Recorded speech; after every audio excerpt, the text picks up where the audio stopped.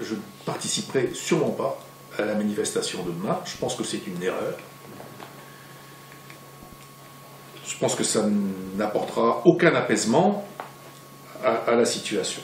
Je crois qu'il faut maintenant, entre gens de bonne intelligence, et je fais confiance à l'intelligence humaine, se mettre autour de la table pour se dire comment on fait pour en sortir par le haut, étant entendu qu'aux yeux de la ville et de la communauté urbaine de Brest, ce projet est d'intérêt général. Il y a 2 recours qui, à ce jour, ont été déposés. Le premier nous concerne en direct, puisqu'il s'agit de la modification du plan local d'urbanisme. Nous sommes persuadés être dans notre bon droit, sinon nous n'aurions pas mené cette procédure.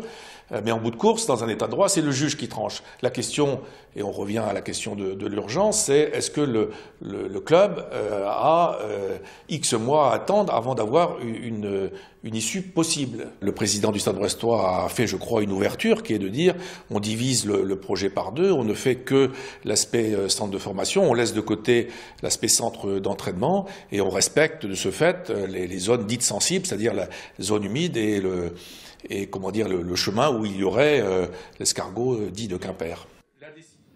Vincent Lastenette, bonjour. Vous avez suivi ce dossier. On vient d'entendre le maire de Brest. Où en est-on dans ce dossier ? Eh bien, pour l'instant, le dossier est bloqué, en fait. Voilà, c'était ce projet de centre de formation à Plougastel. 2 recours ont été déposés par l'association Bretagne Vivante pour construire ce centre de formation. Le Stade brestois devrait obtenir une dérogation, mais Michel Guyot, le président, risquerait de porter atteinte à un fameux escargot, voire à des fougères, voire à un écureuil, des espèces qui sont actuellement protégées, et donc il a plus ou moins laissé entendre qu'il n'y allait pas. Donc pour l'instant on est sur une situation assez bloquée. Quelles sont les autres situations ? Il existe des alternatives à ce projet ?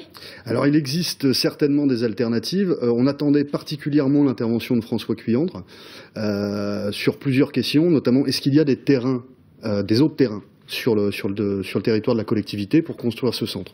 François Cuyandre a répondu cet après-midi en disant que non.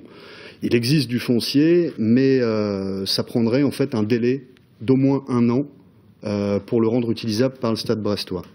Quels sont les autres terrains qui seraient disponibles ? Pas d'autres terrains. Donc, ce qu'il disait, François Cuyandre, et ce qu'il nous a dit cet après-midi, il a entendu la proposition de Michel Guyot du Stade brestois de couper la poire en 2, c'est-à-dire de ne pas faire le centre de vie des professionnels à Plougastel et de ne faire que le centre de formation. Et ce qui pourrait permettre ainsi d'épargner les zones humides et donc de respecter en tout cas l'environnement un petit peu plus que dans le projet actuel.